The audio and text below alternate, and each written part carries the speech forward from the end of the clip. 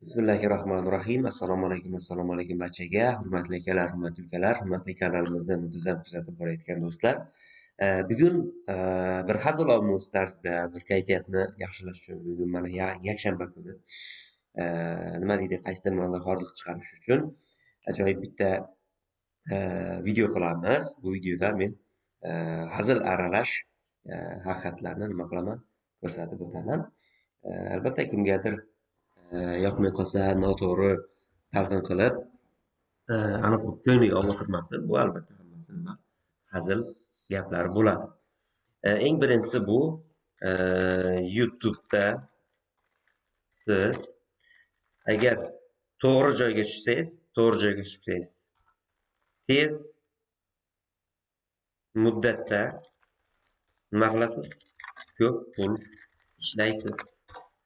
Tak, bundan ehtiyot bo'lish kerak. Ehtiyot bo'ling degan ma'noda bir hazilomuz tarzda bular aytilyapti. Albatta, YouTube'da siz agar to'g'ri nishada, to'g'ri vaqtda, to'g'ri harakatni qiladigan bo'lsangiz, juda katta pulni, endi juda katta emas, misol uchun ma'lum miqdordagi pulni qisqa vaqt ichida nima qilishingiz mumkin? Ishlab olishingiz mumkin. Juda katta deb qo'ysam, agar kimdir 20 ming, 30 ming dollarlar o'ylab qo'yishi mumkin. Yo'q, unaqa emas. 1000, 2000 dollar, 3000, 4000 dollarlar pulni misol uchun bir oyning ichida sразу nima qilib olishingiz mumkin? Ishlab olishingiz mumkin bo'ladi. Ikkinchi usulimiz bu YouTube'da siz nima qilishingiz mumkin? Ko'p yillik orzularingizga birdaniga erishib qo'yishingiz mumkin. Mana bu ham bir qaysidir ma'noda hazil aralash so'z. Ya'ni misol uchun mana shunday pulim bo'lganda edi, mana shu ishni qilardim deb turib bir yaxshi niyat qilib qo'yadi ko'pchilik. Mana shu ishni qilaman deydi. Afsuski o'sha moddiy tomondan ko'pchilik qiynalib, o'sha yaxshi niyatini, ezgu niyatini qaysidir bir do'stiga, yaqiniga, mahallasiga qilmoqchi bo'lgan ishini qilolmay yurgan bo'ladi. Va o'shani nima qilishingiz mumkin? YouTube orqali birdaniga o'shani orzungiz ushalib ketishi mumkin. Albatta har birimiz faqat quruqdan quruq vaqt o'tkazish uchun yoki zerikkanimizdan YouTube bilan ishlamaymiz. Asosiy maqsadimiz nima? Yaxshi daromad topish, o'sha daromadni orqasidan oilamizni, ota-onamizni, yaqinlarimizni ta'minlash. Yaxshi nima deydi? Yaxshi pul bilan, ko'proq pul bilan ta'minlasak, ko'proq ular yaxshi sharoitda yashash uchun, ko'proq ularga yaxshilik qilish uchun albatta bizga nima kerak? Moddiyat ko'proq kerak bo'ladi. Buni albatta tan olishimiz kerak bo'ladi. Bu listni, ro'yxatimizni davom ettiradigan bo'lsak, juda ham ko'p narsalarni men hazil sifatida aytishim mumkin, lekin ko'plarni ko'ngliga tegib qo'yishi mumkin. Noto'g'ri tushunib qo'yadigan insonlar ham juda ko'payib ketgan. Shuning uchun juda ko'p aytishga sal to'g'risi noqulay bo'lyapti. Endi men hozir yana aytadigan bo'lsam, misol uchun bunday deymiz. YouTube'da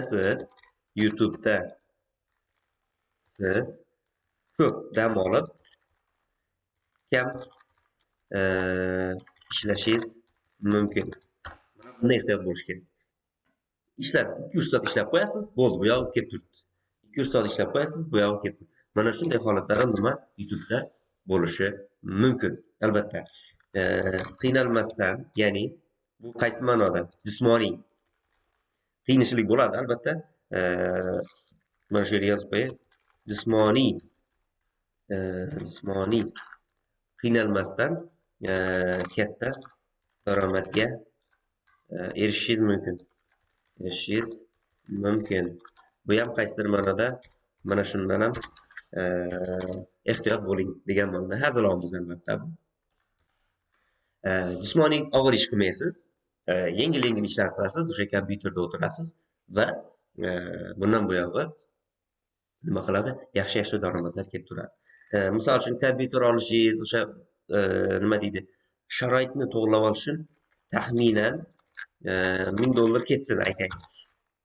$1000 ketkazib 1000% emas, $1000 ketkazib doimiy daromadga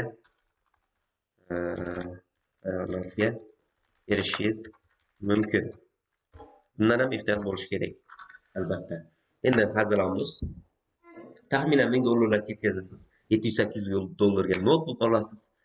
Kamera olishingiz mumkin agar qo'lda qilinadigan yo'nalishlar bo'lsa, yoki yaxshi telefon olishingiz mumkin, yoki uyingizga internet o'rnatishingiz mumkin, unga ham ketadi ancha-muncha, misol uchun. Va shulardan keyin bo'ldi, sizga doimiy, agar yaxshi ishlab, to'g'ri ishlaydigan bo'lsangiz, albatta sizga nima keladi? Doimiy daromad manbai kelib turadi. Yana bitta oxirgi aytadigan narsam, istagan joyingizga istagan vaqtda borishingiz mumkin. Bundan ham ehtiyot bo'lish kerak. Ya'ni sizda pul bor, vaqt bor, ko'p ishlamayapsiz va mashinangizni minasiz, ketdingiz dam olishga, baliq ovlashga yoki bo'lmasa qaysidir joylarga ziyorat qilishga yoki qaysidir qarindoshingizni borib ko'rib kelishga, maza qilib mana shunday qilib turib istagan joyingizga borishingiz mumkin bo'ladi. Demak, bugungi videomiz bir hazilomuz tarzda olindi. O'ylaymanki, to'g'ri tushunasizlar. Agar qaysi joyda xato aytib, xato gapirib qo'ygan bo'lsam, buning uchun uzr so'rayman. Xudo xolasa, keyingi videolarimizda yana sizlar uchun foydali, yaxshi, manfaatli videolar qilishda harakat qilaman nasib bo'lsa. Hozircha xayr, sog' bo'ling, salomat bo'ling.